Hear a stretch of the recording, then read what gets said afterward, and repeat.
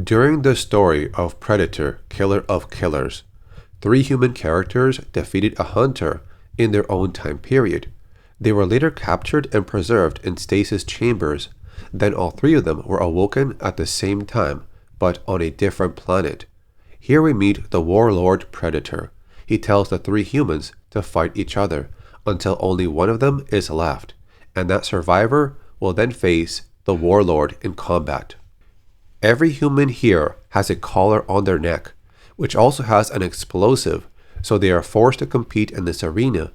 The method of preserving humans in a stasis chamber was previously used in the comic books about Theta Berwick in the story called The Last Hunt. Anyone that was captured would be kept on ice and then thawed out when they were going to be hunted by the predators. They found thousands of stasis chambers. People were taken during times of war across decades, maybe even longer. That's how they took people from different time periods and were kept alive for so long. This brings up the topic, could we use this story to bring back Dutch? Over on this article, the director, Dan Trachtenberg, mentions Dutch. They asked him if Dan wanted to see Dutch return to the sequel of Predator, Killer of Killers, and here's what he said. Certainly Arnold, like many others, was a survivor of his story, and one could easily imagine him up there in cryo, along with any other Earth champion or champion from other planets. Arnold could do voice work for Dutch if the character makes a return in some animated movie. Considering his age now, it's the perfect way to get Arnold back as Dutch. There's also the question if Dan is interested in making a sequel to Predator, Killer of Killers.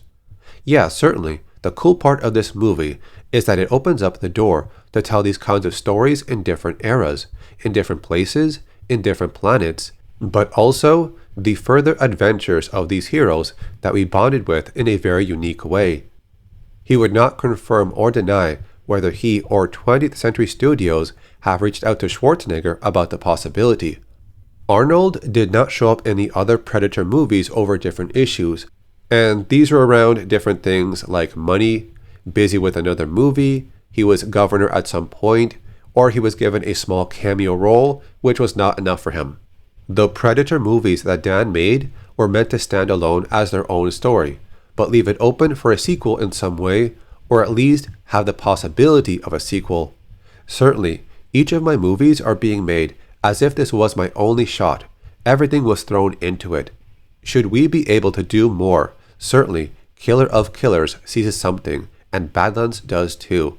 Hopefully, there will be something more, but they don't rely on the something more. Hopefully, they are both cool within their own merits. So this idea of using stasis chambers to preserve human warriors could have been a way to say this could have been Dutch's fate and how he disappeared. Maybe he was captured, brought to an arena, and possibly did not survive. Or they could leave the story open and bring him back using this method and just expand on it. There are other sources that tell us what could have happened to Dutch. I'm going to leave links to those videos so you can check it out. Do you think they should bring back Dutch in the sequel to Predator, Killer of Killers? Tell me in the comments, and I'll see you later.